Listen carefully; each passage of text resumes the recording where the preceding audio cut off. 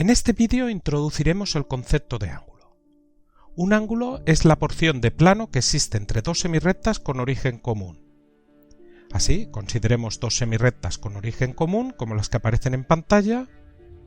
Bueno, antes de seguir, observa que las semirrectas dividen el plano en dos partes, esta que pintamos en amarillo y esta que pintamos en azul. Nosotros tendremos que decir cuál consideramos de estas dos partes.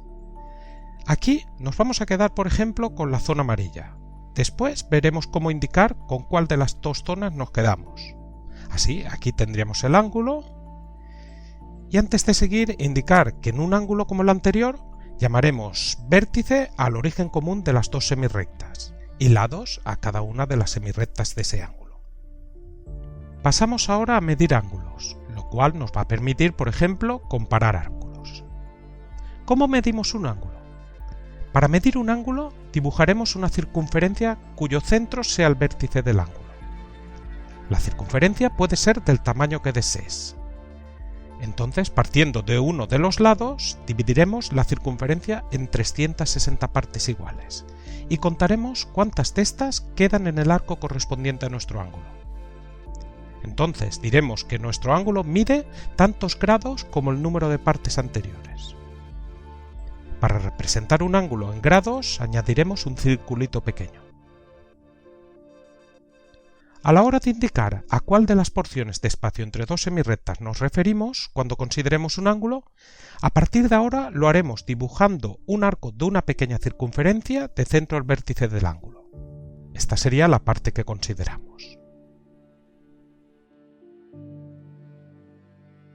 Así, observa que ya podemos medir a simple vista algunos ángulos. Por ejemplo, el ángulo que aparece en pantalla. Claramente, si alargamos los lados del ángulo, obtenemos dos rectas que dividen el plano en 4 partes iguales, de las que una de estas partes corresponde a nuestro ángulo.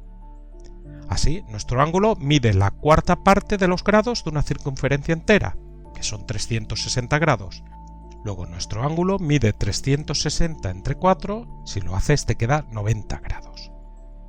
A los ángulos que miden 90 grados se les llama ángulos rectos. O este ángulo que dibujamos ahora, ¿cuánto mide? Observa que en este caso el ángulo divide el plano en dos partes iguales. Luego medirá 360 grados dividido entre 2 es 180 grados. Llamaremos a este ángulo ángulo llano. Finalmente, si consideramos un ángulo donde los dos lados coinciden, pues observa que no hay ninguna parte entre los dos lados. En este caso tenemos que ese ángulo mide 0 grados. Llamaremos a este ángulo ángulo nulo. En primaria ya medías ángulos. El instrumento que usabas para ello era el transportador. Para medir un ángulo con un transportador, situábamos este de forma que el centro del transportador queda encima del vértice del ángulo y una semirrecta quedaba encima del radio del transportador, así como ves en pantalla.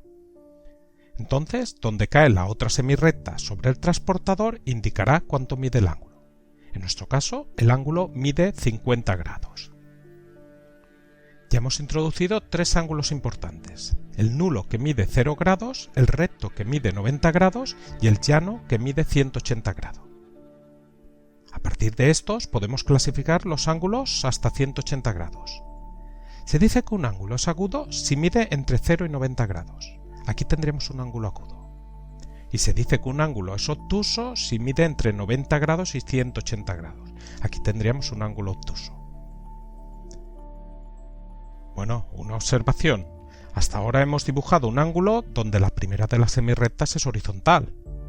Aunque por simplicidad normalmente dibujaremos los ángulos de esta forma, y si no están así los giraremos para que sí que lo estén, esto en general no tiene por qué ser así. Por ejemplo, podremos tener ángulos como los que aparecen en pantalla. Antes de terminar, indicar que a la hora de nombrar a los ángulos normalmente usaremos letras griegas, alfa, beta, gamma, etc. Bueno, las 3 letras griegas anteriores son las primeras del alfabeto griego, por eso lo de alfabeto, de alfa, beto, de beta. Las letras anteriores se corresponden con las 3 primeras letras de nuestro alfabeto, A, B y C.